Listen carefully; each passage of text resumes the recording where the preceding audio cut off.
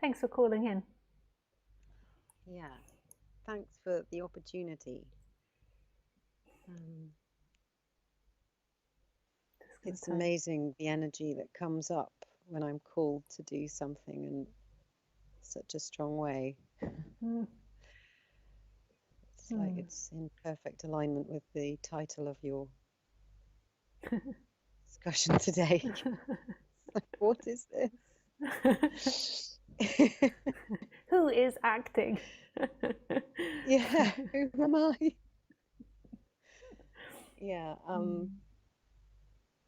yeah, it's one thing following you and other teachers and practicing as best on the direct path, and then it's another experiencing the dissolution of conditioning and the simultaneous increasing of awareness. It's like,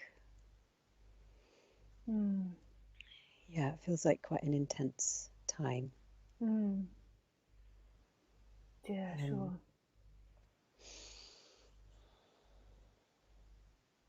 Mm. yeah, it's an interesting one as well, the free will, because it's very much linked to work and money.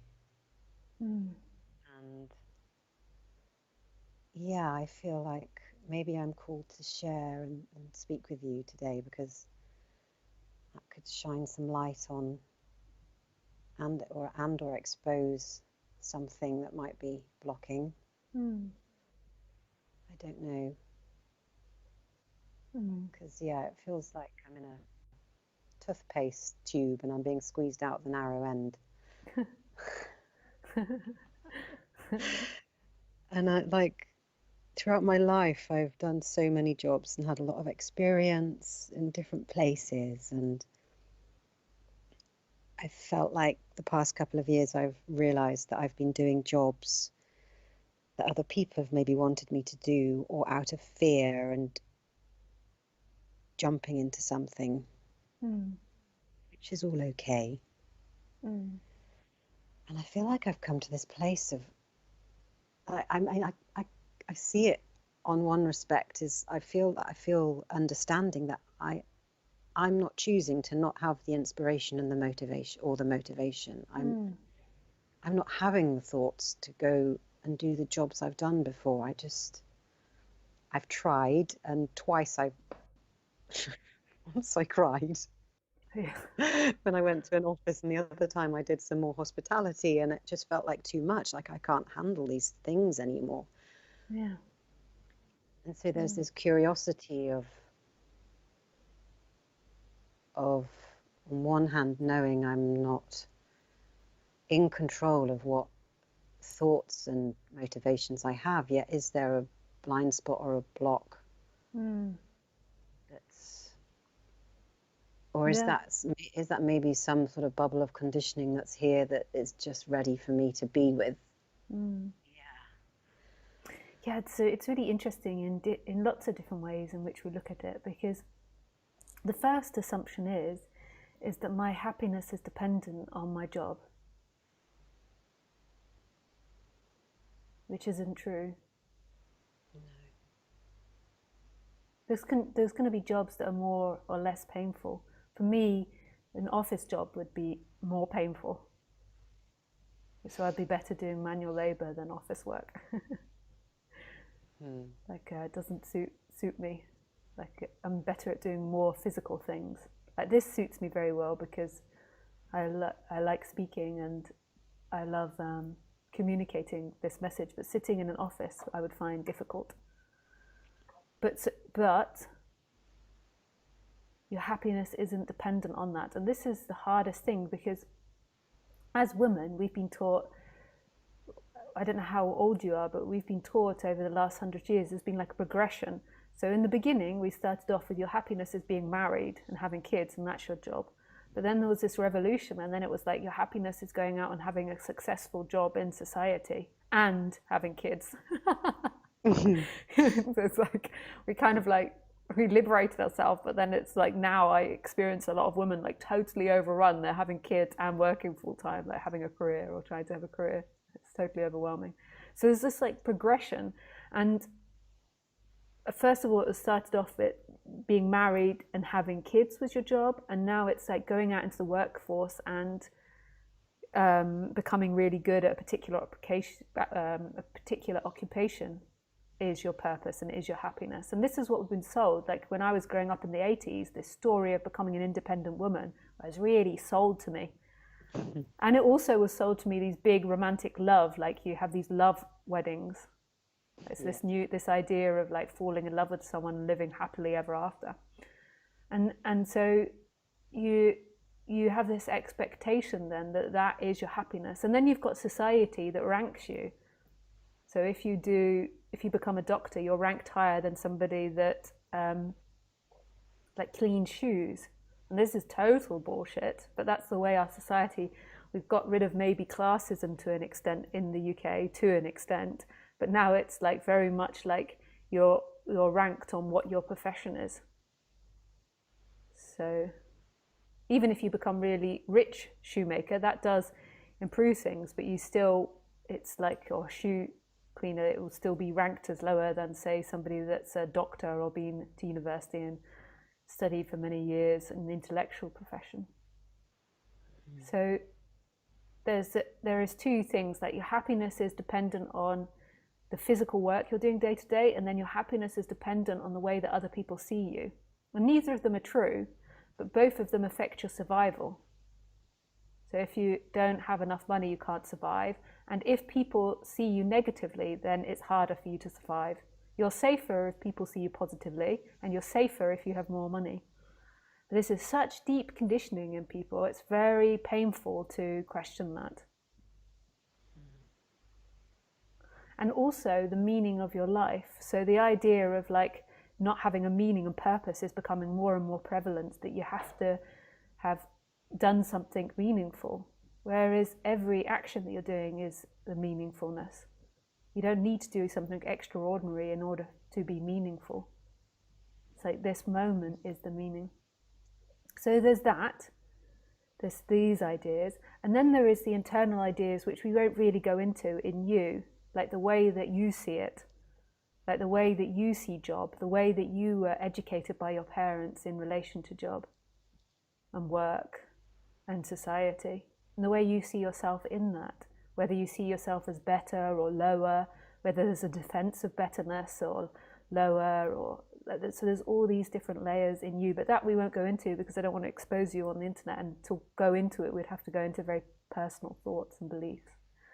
So then you've got that, and so then it comes back to, if none of that is my happiness, then what is my happiness? And what is my freedom?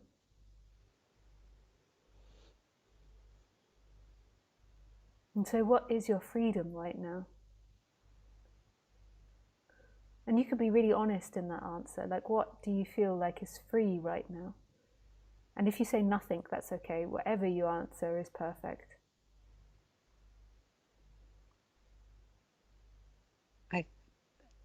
If that's a question directed at me, for me, I mean, right now in terms of work and money, I feel more free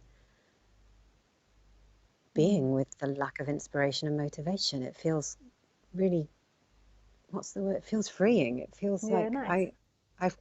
I have nothing to give in terms of effort right now, because there's nothing being given to me. So, and I think the one challenging thing is the people around me not getting that, and then interpreting my actions or inactions as, as positive or negative, in the way they wish to. But and I think that like changing and behaving in different ways can be so liberating, and can expose so many different dynamics that are hidden in us. It can be very liberating. But in this moment, so if you forget about the timeline and you forget about the story of the job or no job, in this very moment, what is free? What is unbound? And just anything that comes to mind. You don't have to get this right, or there's no wrong answer. It's just an exploration. All that's coming up is I am. And what does that feel like, the I am, when you say I am? Thank you. Explain that a little.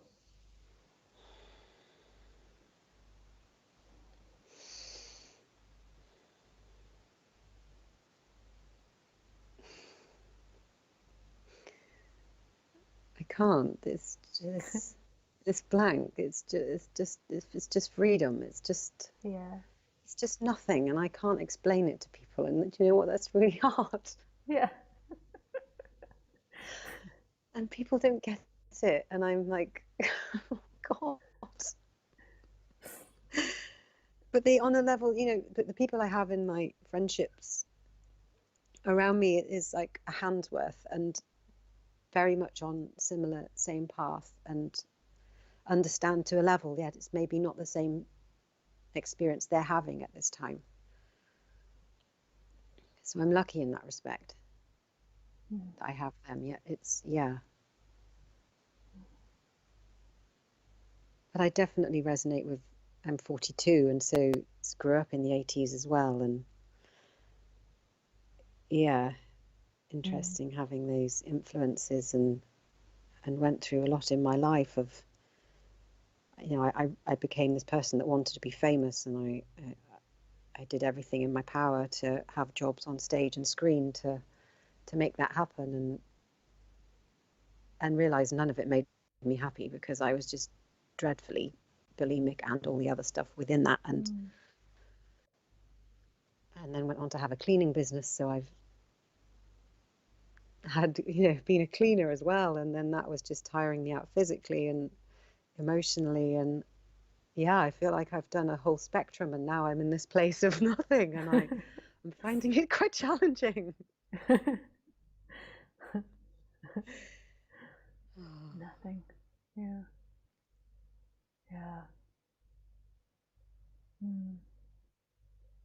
Yeah, because it threatens your survival. You might not notice that, but on the human level, job is survival, money is survival and security. And there's nothing wrong with it threatening that. It's just, it does threaten it.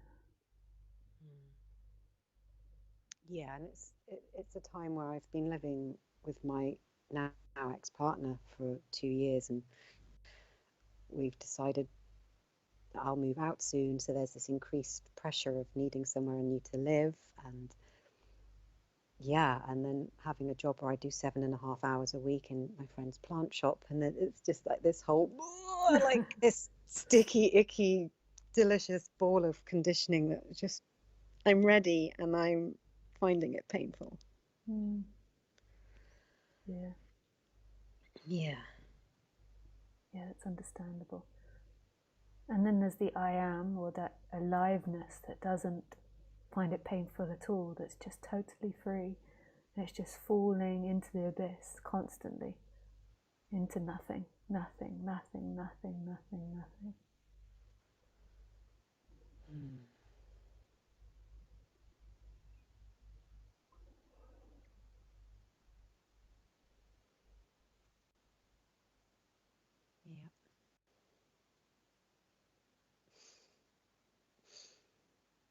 Thanks for the call, Lisa. Yeah, with pleasure. There is on my website, although if you're not working at the moment, you might not be able to afford it, but I've got like women teacher and men teachers on there that do one-to-one sessions, and you might find it useful just doing a one-to-one session to explore any thoughts or conditionings that are in there about your relationship to work. Maybe not, but I just suggest that because it's sometimes when we're going back into something, it's good to explore if there is anything unconscious that we're telling ourselves. And sometimes it's so helpful to have someone else point it out. I don't like to go there on live streams with people because I realize that it can be traumatic for people to expose themselves, in public like that. Even if they feel good at the time, and afterwards it can be quite traumatic. So I stopped doing that. Yeah. Nice. Thank you for calling in, Sophie. I really appreciate your question and everything you shared. Thank you. Yeah, thanks. Sending you lots of love. Yeah, lots of love. Bye. Okay, bye.